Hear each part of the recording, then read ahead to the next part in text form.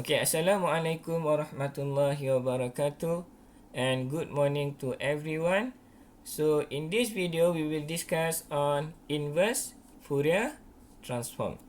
Okay, as we know or we understand that if you want to transform any signal in time domain into frequency domain, we will use definition of Fourier transform, which is given by this equation, integration from minus infinity to infinity, where this is your signal that you want to transform, which is xt multiplied with e negative j omega t dt. Okay, and then you can transform your signal xt in time domain into frequency domain, which is x omega. How about if you want to inverse back our x omega to xt? So what we will do is that we will do inverse Fourier transform. So it's given by this equation 1 over 2 pi integration minus infinity to infinity x omega multiplied with e j omega t, and then we need to integrate over the omega. Okay, so in certain cases, okay, we can do inverse Fourier transform using a method what we call partial fraction expansion method. So in this method, so we need to write our x omega back in the form where the inverse exists in the Fourier transform pair table. Okay, so what it means? So we have over here our Fourier transform pair table. So we must write our x omega so that it has the form of any form in this table. So if you have x omega and then we can write in this form, so we can have the respective Fourier transform pair in time domain. So for example, over here you have 1 over a plus j omega. If we can write x omega in this form, so we can have the pair in time domain, which is equal to e negative at ut. Same goes to others. If we can transform x omega into this form and also this form, okay, so any of this form, so that we can transfer back, okay, our signal x omega, okay, which is we transform into its respective pair in time domain. Okay, so that is partial fraction expansion method. Okay, so this the approach that in this method used. So let's take a look in terms of partial fraction. So partial fraction is that if you have a rational function over here, so you can transform into partial fraction form. Okay, so for example, you have here px plus q, x minus a, x minus b. Okay, and then you can transform into partial fraction form into a divided by x minus a plus b x minus b. Okay, so if you have px plus q over x minus a squared, so you can transform into a x minus a plus b x minus a squared. Okay, alright, and so on. Okay, this one, okay, this is the partial fraction form. And then if you have this kind of rational function, okay, you can transform into partial fraction, which is in this form, and also this one, and then this one. Okay, remember our a, b, okay, c in this case is referring to the root of the equation. Okay, and then make sure first, okay, remember that before you can transform this rational function into partial fraction, make sure that the power of the numerator is lower than the power of the denominator. So you have denominator and then you have numerator. So if you look here, you check the highest power of your numerator and denominator and then compare it. Okay, you must make sure that your numerator power will be lower than your denominator power. Okay, if not, okay, you need to divide it further so that you can have your numerator power will be lower than the denominator power. If not, you cannot transform the rational function into partial fraction form. So you must remember that. So you must make sure that numerator power will be lower than denominator power. Okay, alright. So let's do one example. Okay, so let's do one example on this partial fraction form. Okay, so for example, over here you have x omega equal to 10j omega plus 4 j omega squared plus 6j omega plus 8. Okay, so the first step is that, okay, to simplify this calculation, so first step is we replace j omega with s. Okay, so s equal to j omega, so we can replace our j omega with s. Okay,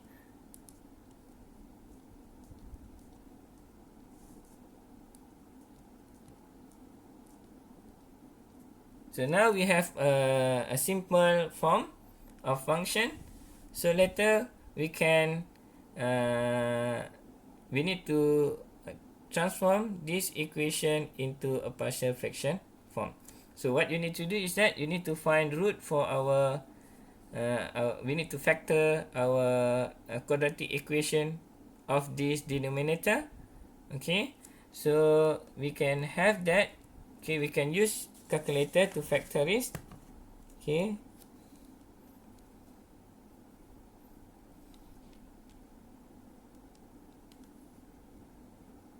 okay, so we can use our calculator. Okay, so we want to find the root of our quadratic equation. So the degree will be equal to 2, and then our quadratic equation is equal to 1. Okay, for s squared, and then 6 and 8. Okay, so the first root will be minus 2. Okay, so we can write that this one s minus 2. Okay, and then the second one will be minus 4. So you have s minus 4. Okay, so this is how we doing it. So the next one is that, okay, so you have 10s plus 4, and then divided by s plus 2, and then s plus 4. Okay, alright. Okay, so now we check the table. Okay, as we already have this form. Okay, so let's check the table. So which of this function meet with this form? Okay, you must take a look of this, because this is rational function, which is this one, and then which will be similar to this one. Okay, check the denominator. Okay, check the denominator. Okay, which is this one. You must check the denominator. Okay, so we have over here s plus 2, s plus 4. Okay, so this will be equal to which one? Okay, should be number 1, which is x minus a, x minus b, same as s ni, and then you multiply with this one. Okay, s plus 4. So this meet with this form. Okay, the number 1. Okay, of course, our partial fraction will be a plus s plus 2 plus b divided by s plus 4. So this will be equal to a divided by s plus 2, and then plus b divided by s plus 4. Okay, alright. Okay, the next step is that we need to find what is our value of a and b. Okay, so this is the next step. We want to find value of a and b. First, we need to cancel out our denominator, as we know that our 10s plus 4 divided by s plus 2, and then s plus 4, okay, which is this one. This will be equal to a s plus 2 plus b s plus 4. Okay, and then we multiply it. Okay, we multiply it so that we have a s plus 4, and then plus b s plus 2, and then divided by s plus 2, and then s plus 4. Okay, right, this one. Okay, s plus 2 and then s plus 4, where we multiply this with this one and then multiply this with this one. So you have s plus 2, s plus 4. Okay, so you have 10 s plus 4. This one will be equal to s plus 2 multiplied with s plus 4. So we have same the value of denominator, so this one will be cancelled out, so left is just the numerator.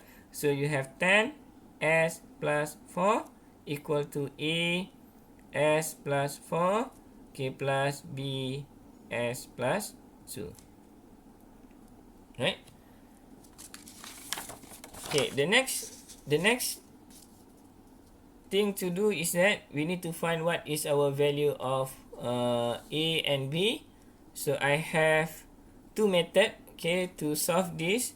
Okay, so let's do the first method.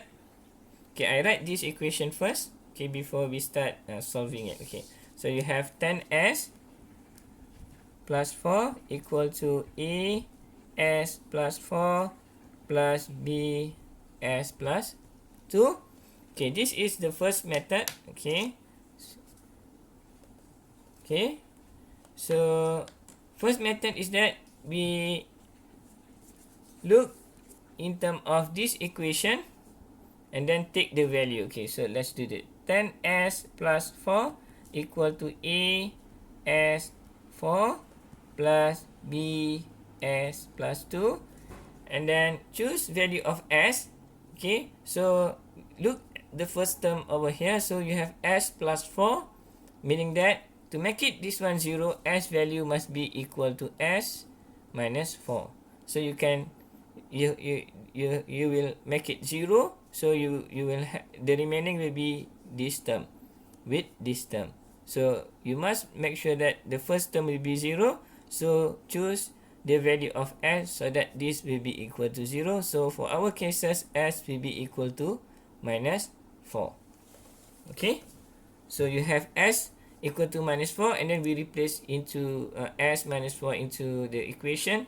So you have 10 minus 4, okay, plus 4, okay, this one actually 4 equal to a, this one will be equal to 0. Okay, I just put it this one first. So this one will be equal to 0 plus b minus 4 plus 2. Okay, so this one will be equal to 0. So left is this one. So you have over here minus 10 multiplied with minus 4 plus 4 will be equal to minus 36. Okay, this one will be equal to 0. B minus 4 plus 2 will be negative 2. So you have negative 2b. Okay, and then b will be equal to negative 36 divided by negative 2, which is this equal to 18. Okay, so the next one is that, okay, the next one we choose, okay, so that our second term over here will be equal to 0. So let's write it first. Okay, so 10 plus 4 equal to a s plus 4, okay, plus b s plus 2. Okay, so s value, okay, that we need to select is that so that the second term over here will be equal to 0. So s must be negative 2. Okay, so that this term will be equal to 0. So we insert our s value into the equation. So you have 10 negative 2 plus 4. This one equal to a minus 2 plus 4. This one will be equal to 0. So you have negative 20. 10 multiplied by negative 2 will be negative 20 plus 4, which is negative 16. This one will be equal to a, and then multiply with 2. Negative 2 plus 4 will be equal to 2. Okay, so you have a is equal to negative 16 divided by 2. This will give you negative 8. Okay. Okay, this is the first method. Okay, let's do the second method to find the value of A and B. Okay, so this is the second method. Okay, so I just write down the value.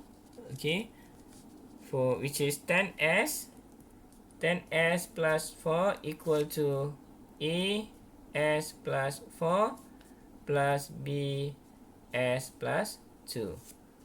So in this method, okay, in this second method, you can just choose any s value. You need two value of s because you have two unknown value A and B. So you need to at least two value of s. You can take any value of s. If you have three unknown, so you need to have three value of s. So for this case, we only need to have two value of s. You can pick, okay, select any value of s that you want. So for this case, for example, I choose the first value will be s equal to 0. Okay, so just insert into the equation. So this will be equal to 0. So you have 4 equal to A, and then 4, and then plus B, and then multiply with 2. Alright.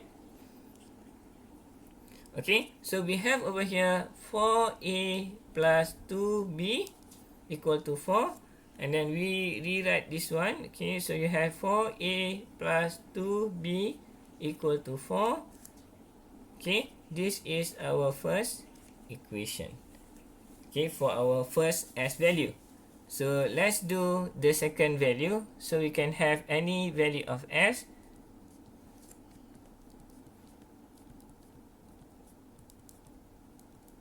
So in this case, okay, for the second value of s, I select s equal to 1. Okay, so we insert our s equal to 1 into this equation.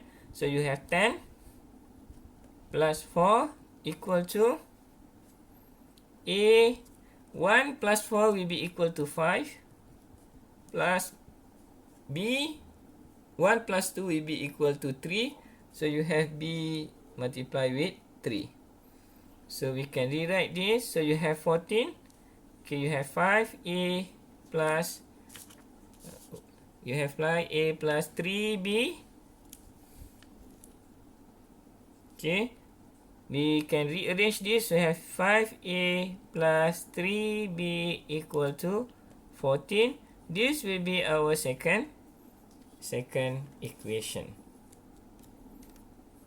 Okay, so let's use our calculator.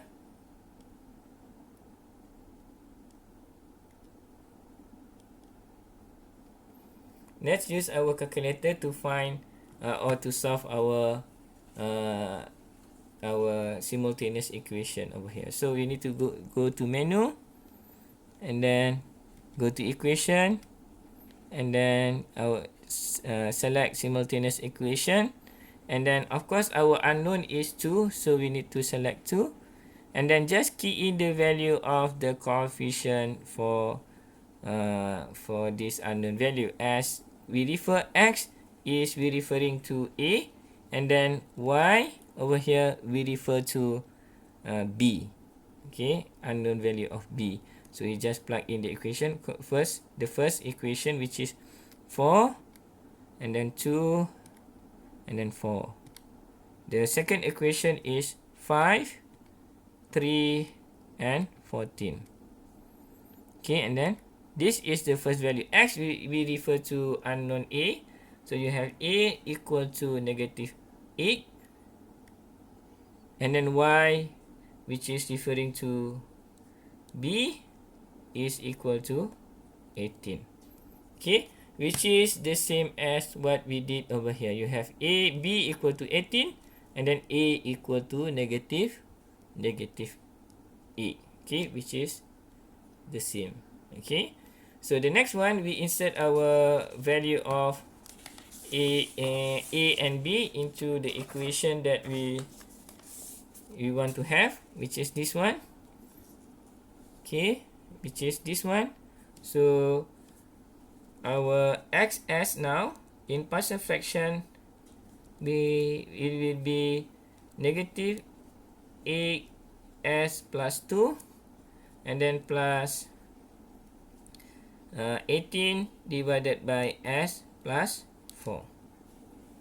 Okay, so that is our partial fraction. Okay, so the next one is that we need to refer to our table.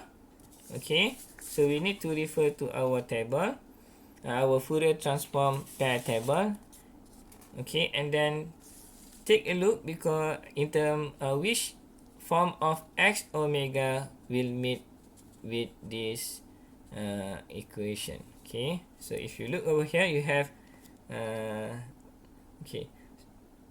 So first we need to, the next one we need to replace s with j omega. So we replace that one first. So we need to replace x with s omega. This will be